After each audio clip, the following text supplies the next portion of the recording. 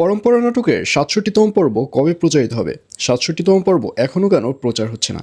Alright, এই সকল প্রশ্নের উত্তর নিয়ে হাজির হলাম আজকের ভিডিওতে।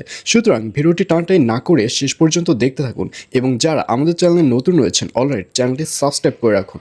হ্যাঁ ভিউয়ার্স, এই ভিডিওর শেষে জানিয়ে দেওয়া হবে পরম্পরা নাটকের ৬৭তম পর্ব কবে প্রচারিত হবে।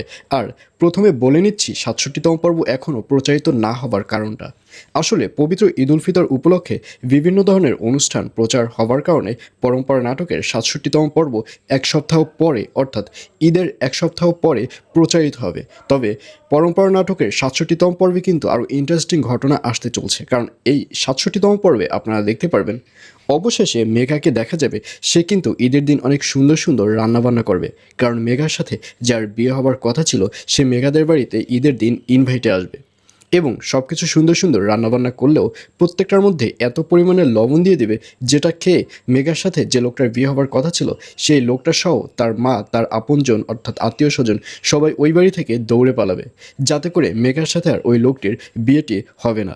তো ভিউয়ার্স, বেশি বকবক না করে বলে দিচ্ছি এই ৬৭তম পর্ব কবে প্রচারিত হবে।